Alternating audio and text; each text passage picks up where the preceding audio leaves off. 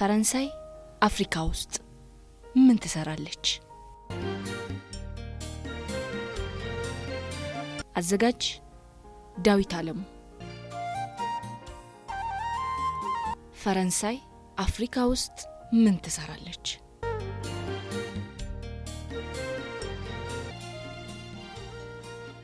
ያለ አፍሪካ ፈረንሳይ በ21ኛው ክፍለ ዘመን ታሪክ አይኖራትም። በ20ኛው ክፍለ ዘመን አጋማሽ 1957 ፍራንሶይስ ሚትራንድ የዚያን ዓመቱ የፈረንሳይ ፕሬዝዳንት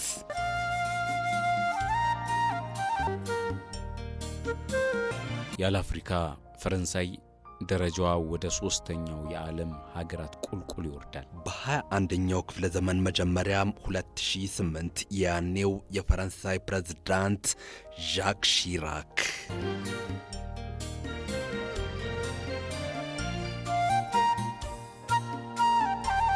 C'était un peu truqué, bien sûr, comme partout, hein, mais bon. But that's France-Afrique, a French policy marked by the supporting of oppressive regimes to ensure France's energy supplies. More than 5 decades of a history. ይሄ የፈረንሳይ አፍሪካ ሚስጥራዊ ፖሊሲ ነው። ጨቋኝ መንግስታትን ይረዳሉ፣ በህዝብ የተመረጠን ከስልጣን ያወርዳሉ፣ የፈረንሳይን ኃይል ፍላጎት ለማሟላት ሁሉን ያደርጋሉ። በጀነራል ቻርልስ ደጎል ተጀምሮ ለ50 ያህል ዓመታት በሚስጥር ቀጥሏል።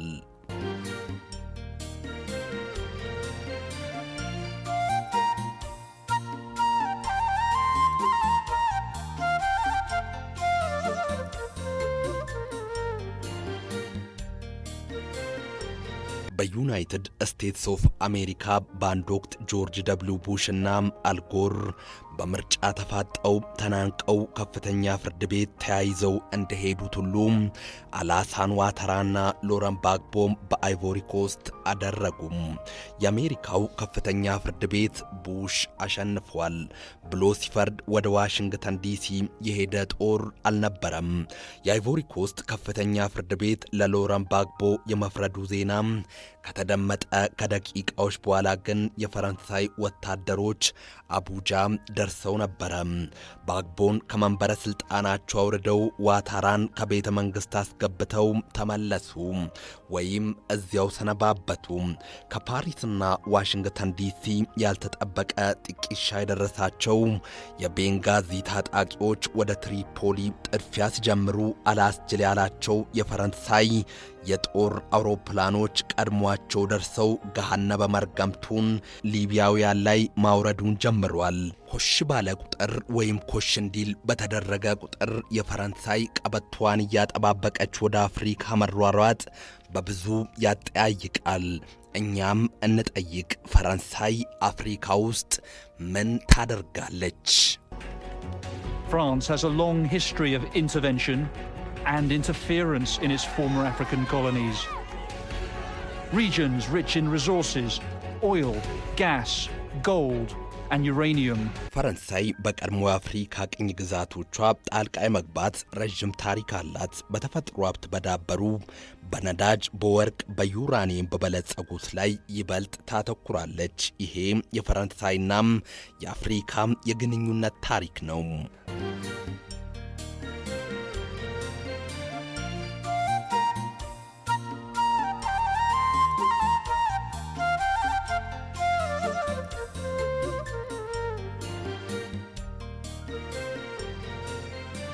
ርዕሰ ጉዳዩን በግራ መጋባት የመዘዙ ከከተቡት ተንታኞች መሃል የአፍሪካ ሲልከን ወርታኢ ማውና ሪማርኮ ካውንታን አንዱ ነው።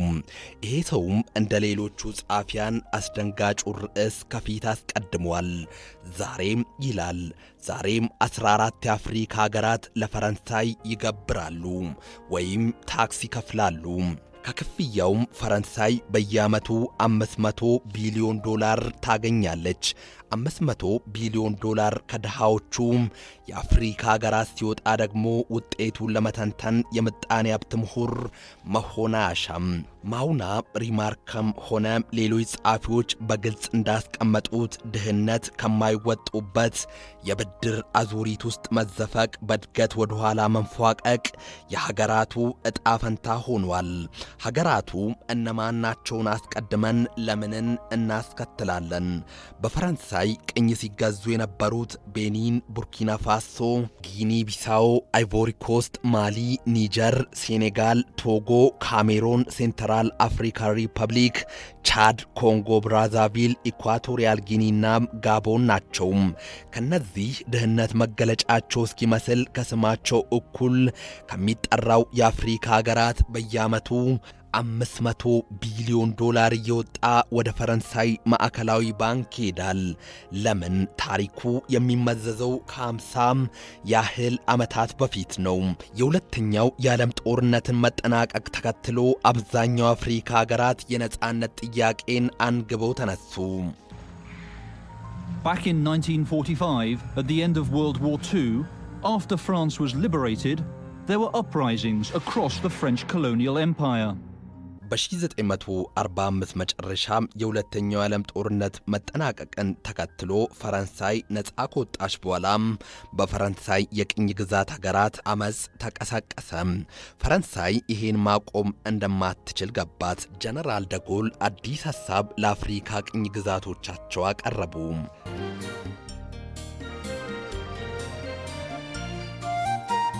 ከሳራ በታች ካሉ ሀገራት ጋና ቀዳሚዋ ሀገር ሆና ከእንግሊዝ ነፃነቷን አገኘች። 1957 በዓመቱ ጊኒዎች ተመሳሳይ ጥያቄ ይዘው ቅኝ ገዢያቸው ፈረንሳይ ላይ ተነሱ። ፈረንሳዮች ምንም ማድረግ አይችሉም። አሁን ዓለም ተቀይራለች። የጊኒዎች ፍላጎት ካልሆነ ቅኝ እየገዙ መቀጠል በርግጥ አሁን አይቻልም። ግን አንድ ነገር አደረጉ። አለን የሚሉትን ንብረት ሁሉ ሸካክፎ ያዙ። መያዝ የማይችሉትን ሰርተንላችሁማ ጥለን አንሄድም እያሉ አወዳደሙ። ትምህርት ቤቶችን፣ ሆስፒታሎችን፣ ድልድዮችን፣ መንገዶችን አፈራረሱ። ትራክተሮችን ሰባበሩ። ጎተራ ውስጥ የተጠራቀሙትን የእህል ዘሮች አነደዱ። ምግቦችን መረዙ። የቤት እንስሳትን ገደሉ። ጊኒን አወደሙ። ምን ነው ቢባሉ ታዲያ የሰራነውን ጥለን ልንሄድ ነው እንዴ? መልሳቸው ሆነ። በጊኒያውያን ጉልበት ሀብት የገነቡትን ሰርተንላችሁማ ጥለን አንሄድም እያሉ ጊኒን ፍርስርስ አደረጉ። ሀገር የፈረሰ ቤት ሆነች። ፈረንሳውያን ለምን ይሄን ሁሉ አደረጉ? መልሱ አጭር ነው። ለሌሎች ቅኝ ለሚገዟቸው አፍሪካ ሀገራት መልእክት ለማስተላለፍ ፈልገው ነበረ። እናንተም ነጻነት ብትሉ እጣ ፈንታችሁ ይሄው ነው፣ ባዷችሁን ትቀራላችሁ ለማለት። ነገሩ ግን ረጅም ርቀት የሚወስድ አልነበረም። ምክንያት የሁለተኛውን የዓለም ጦርነት ተከትሎ ልዕለ ኃያል ሆነው የወጡት ዩናይትድ ስቴትስ ኦፍ አሜሪካና ሶቪየት ኅብረት በተባበሩ መንግስታት በኩል የቅኝ ግዛት ዘመን እንዲያከትም ጫና እያደረጉ ነበረ። ስለዚህ ፈረንሳይ በእጅ አዙር ቅኝ አገዛዝ ሀገራቱን እየገዛች ለመቀጠል አንድ ስምምነት መፈራረም ጀመረች። የቅኝ ግዛት ስምምነት ኮሎኒያል ፓክት። In 1960, French African colonies gained independence.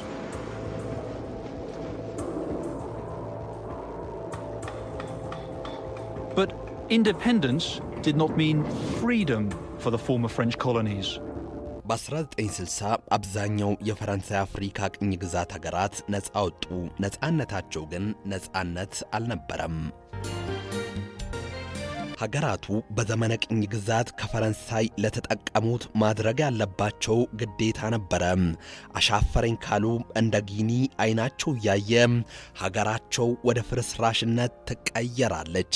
ኮሎኒያል ፓክት እየተባለ በሚጠራው በዚህ ስምምነት የአፍሪካ ሀገራቱ 85 ከመቶ የውጭ ምንዛሪ ተቀማጭ ገንዘባቸውን በፈረንሳይ ማዕከላዊ ባንክ ያስቀምጣሉ። ገንዘቡን በበላይነት የሚያስተዳድረው የፈረንሳይ የገንዘብ ሚኒስትር ይሆናሉ። ከ1961 ጀምሮ ይሄው እየሆነ ነው። ከ14 ሀገራት በየዓመቱ እስከ 500 ቢሊዮን ዶላር እያነባ ወደ ፈረንሳይ ማዕከላዊ ባንክ ይገባል።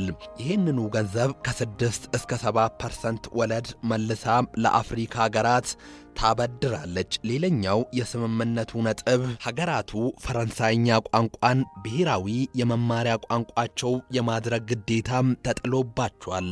በፈረንሳይ የቅኝ ግዛት ገንዘብ ፍራንክ ፎር ፍሬንች አፍሪካን ኮሎኒስ መጠቀምም ስምምነቱ ግድ ይላቸዋል። ገንዘቡ የሚታተመው በፈረንሳይ ስለሆነ ከ14ቱ ሀገራት የገንዘብ ህትመት ፈረንሳይ የምታገኘውን ገቢ አስሉት። ሙአመር ጋዳፊ አፍሪካ በጋራ የምትጠቀምበት የወርቅ ዲናር እናሳትም ብለው እንቅስቃሴ ሲጀምሩ ሳይቀደሙ መቀደማቸው ለዚሁ ነው። ዓመታዊ የበጀት ሪፖርታቸውን ለፈረንሳይ መላክም የስምምነቱ አንዱ ግዴታ ነው።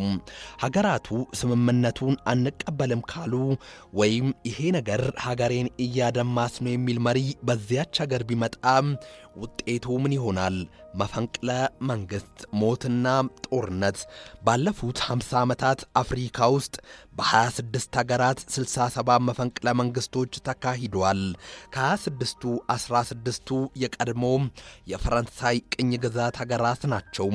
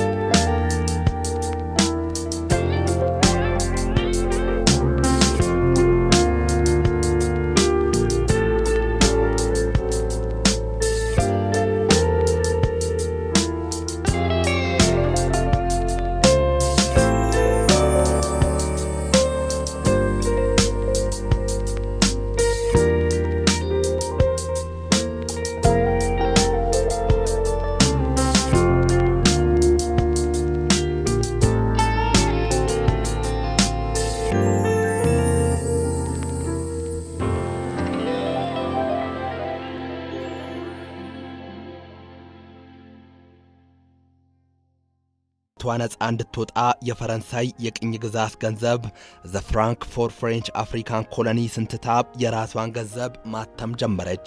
ፕሬዝዳንት ኦሎምፒዮ ይሄን በጀመሩ በሶስተኛው ቀን የተደገሰላቸው ድግስ ቀረበላቸው። ጥር 13 1963 በፈረንሳይ ኤምባሲ በኩል ያልተማሩ የቶጎ ወታደሮች ተመለመሉ። ዶላር ተሰጣቸው፣ ጥይት ተቸራቸው። ሴራው ተቀናበረ። በቀጥታ ወደ ቤተ መንግስቱ ጥሰው ገቡ። ሩቅ አሳቢውን ፕሬዝዳንት ኦሎምፒዮን ቅርብ ዳሪ ያደረጉ፣ በጥይት ደብድበው ገደሉ።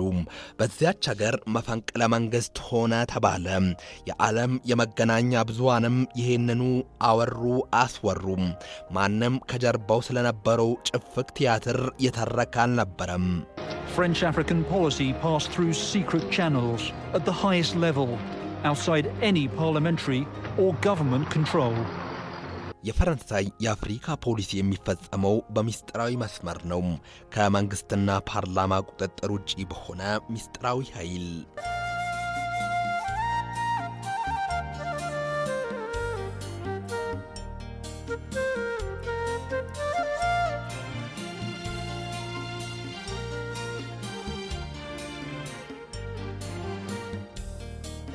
ይሄ እንደ ሊቢያ አይደለም። በርግጥ አይቮሪ ኮስት ምርጫ ላይ ነበረች። ፕሬዝዳንት ሎረን ባግቦና አላሳን ዋታራም ለምርጫው ይፋለማሉ። ተንታኙ ክሪስቶፍ ሊማን ኒዮኮሎኒያሊዝም ሰብቨርዥን ኢን አፍሪካን ግሎባል ኮንፍሊክት በተሰኘው ጽሑፉ እንደሚለው ከምርጫው ትዕይንት ቀድሞ ሎረን ባግቦ ፈረንሳይን ረርድብና አድርጓል። እንዴት?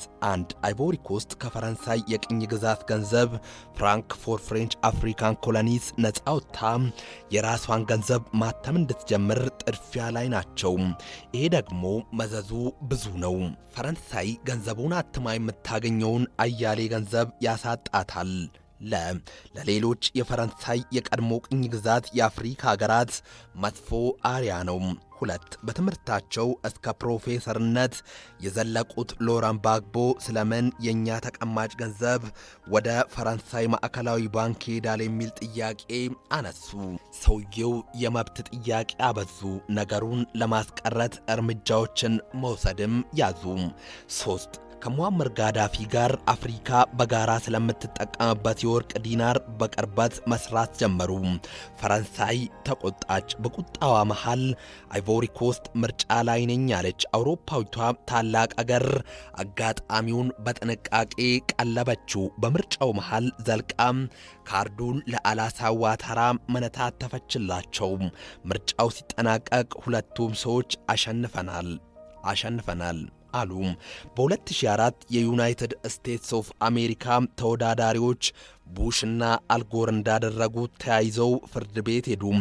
የአይቮሪ ኮስቱ ከፍተኛው ፍርድ ቤት ሎረን ባግቦ አሸንፏል ወሰነ። እና ፈረንሳይ የአይቮሪ ኮስቱን ከፍተኛ ፍርድ ቤት አጭበርባሪ፣ ሌባ፣ ዋሾ ፍርድ ቤት እያሉ የሕግ የበላይነት ይከበርን በሚያበዛው አፋቸው ሌላ ነገር እያወጉ ሕግ አስከባሪውን ተቋም እየሰደቡ እየዘለፉ ጦራቸውን ወደ አቡጃ ላኩ። በሰላማዊ ምርጫ ሲወዳደሩ ነበር የተባሉት አላሳን ዋታራ ድንገት የጦር አለቃ ሆነው ተከራይተው ይኖሩበት ከነበረው የሆቴል ቤርጎ ወታደሮችን ያዙ ጀመረ። ከየት አምጥተው? መልስ ቀድሞውኑ በፈረንሳይ እየተደገፉ ባግቦን ለመጣል በሰሜናዊ የአገሪቱ ክፍል ይዋጉ ከነበሩ አማጽያንና የአይቮሪ ኮስትን ጠቅላይ ፍርድ ቤት እየሰደቡ በደረሱላቸው 2500 የፈረንሳይ ወታደሮች። ከዚያም አቡጃን በተኩስ ድምፅ ሞልቶ ወደ ባግቦ ቤተ መንግሥት ጉዞ ጀመሩ። በጭፍጉ ትዕይንት መሃል ሎረን ባግቦ ይሄን ሁሉ የምታደርገው ፈረንሳይ ናት ቢሉም የሰማቸው አልነበረም። አፍሪካውያን ሳይቀሩ ይሄ ደግሞ ፕሮፌሰር አይደለም እንዴ ምን ስልጣን ላይ ሙጭጭ አድርጓል እያሉ አንቋሸሿቸው። በርግጥ ዓለም እውነት ነበረው። ከሎረን ባግቦ ድምፅ ይልቅ የፍራንስ 24፣ ቢቢሲ፣ ሲኤንኤን ድምጾች ጎልተው ይደመጣሉና አቡጃን በተኩስ ሩምታ የሞሉ ከቤተ መንግሥት ደረሱ። ያን ቀን ምሽት ፍራንስ 24 ጣፋጭ ዜናም አግኝቶ ነበረ። ሎረን ባግቦ እባካችሁ አትግደሉኝ እያሉ ወታደሮቹ ሚስታቸውን ከፊታቸው እየጠፈጠፉ ታየ። የፍራንስ 24 ሪፖርተር ዜናውን በአንድ አረፍተ ነገር ጨረሰ። ፈረንሳይ ለሌሎች የቀድሞ የቅኝ ግዛት ሀገሮቿ ማስተላለፍ የፈለገችው መልእክት በጋዜጠኛው አረፍተ ነገር ውስጥ ነበረ ይላሉ ተንታኞቹ። እንደ ሙያ ባለሙያ ስነ ምግባር ግን ከሙያ ስነ ምግባር እጅጉን የራቀ ነውረኛ አረፍተ ነገር ነበረ። አረፍተ ነገሪቷ እንዲህ ትላለች: አፍሪካውያን መሪዎች እንኳንስ ሀገራቸውን ሚስታቸውን ማያድኑ።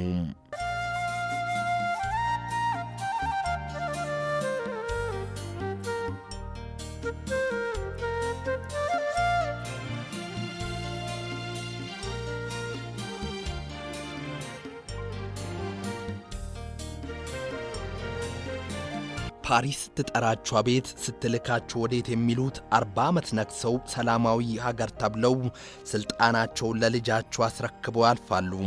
እንደ ጋቦኑ ኦማር ቦንጎ ጋቦን ያለ ፈረንሳይ ሹፌር የሌላት መኪና ናት ካሉ ምንም አይገዶትም። ጋቦን 1960 ነፃ ወጣች። ቀዳሚ ፕሬዝዳንቷ ፓሪስን አልጣሟትም። ሀገሬ ምናምን የሚል ወግ ያበዛሉ አሉ።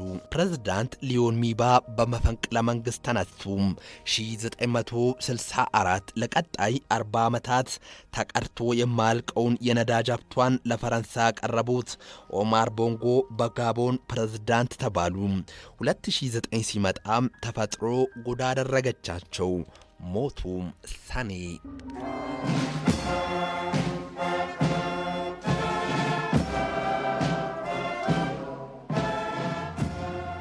June 2009. The African state of Gabon buried its president Omar Bongo, Africa's longest-serving president.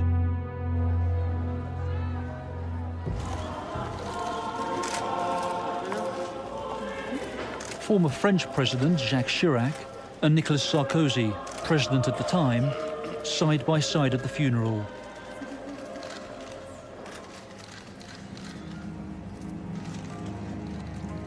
በ2009 ሰኔ የፈረንሳይን ፍላጎት ሲያሟሉ የኖሩት ፕሬዝዳንት ኦማር ቦንጎን ጋቦን ልትቀብር ነው 40 ዓመታት በስልጣን ቆይቷል በአፍሪካም ለረጅም ዓመታት በስልጣን የቆዩ ሰው ናቸው የፈረንሳዩ የቀድሞ ፕሬዝዳንት ዣክ ሺራክና የወቅቱ ፕሬዝዳንት ኒኮላስ ሳርኮዚ ካስክሬኑ ጎን ቆመዋል ከነሱ ጀርባ የፈረንሳይ ፖለቲከኞች አማካሪዎች ሚኒስትሮች ቆመዋል ሁሉም ሚስጥራቸውን ደብቀው ካስክሬኑ ጎን ቆመዋል Alongside Sarkozy and Chirac, a high-level French delegation, politicians, advisors and ministers.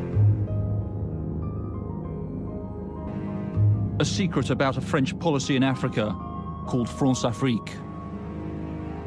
ፈረንሳይ ለ40 ዓመታት ጋቦን ያለ ፈረንሳይ መሪ የሌላት ሹፌር ናት ሲሉ የኖሩትን ኦማር ቦንጎን ቀብራ ስለቀጣው የዚያች ሀገር ፕሬዝዳንት ተጨነቀች በርግጥ ምንም አያከራክርም ነበረ ለፈረንሳይ ትክክለኛው ሰው አሊ ቦንጎ ነበሩ ልጅ ተወልዶ እንደ አባቱ ከመሆን ሌላ ምንም ምርጫ የለውም ብለው ፓሪሶች ያስባሉና On August the 30th, 2009, Ali Bongo won the election. ናስቴ 2009 አሊ ቦንጎ በምርጫው አሸነፉ የፈረንሳይ ሚስጥራዊ መስመር ስራውን በሚገባ ካወኑ ነበረ ሁሉም ተካውኖ ሚስጥራዊው ድርጅትም ሁሉን ነገር ፈጽሞ ፈረንሳይ በጋቦን ግዛቷን እንዳስጠበቀች ቀጠለች The French were everywhere in Gabon.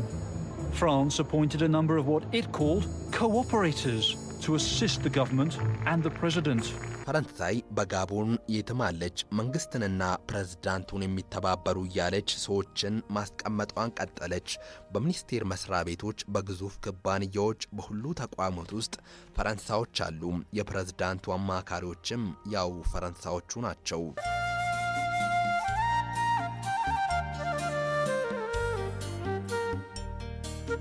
እናም ወጉንዲ ነው የአፍሪካ ጉዳይ ተንታኙ ማውና ሪማርኮ አንድ ነገር ይላል የዋሆቹ የአፍሪካ ህዝቦች ይሄን እውነት ሲያውቁ ሁሌም አንድ ነገር ይጠይቃሉ እስከ መቼ የሚል አንድ ጥያቄ መልካም ጊዜ Robert's first job was to destabilize Guinea.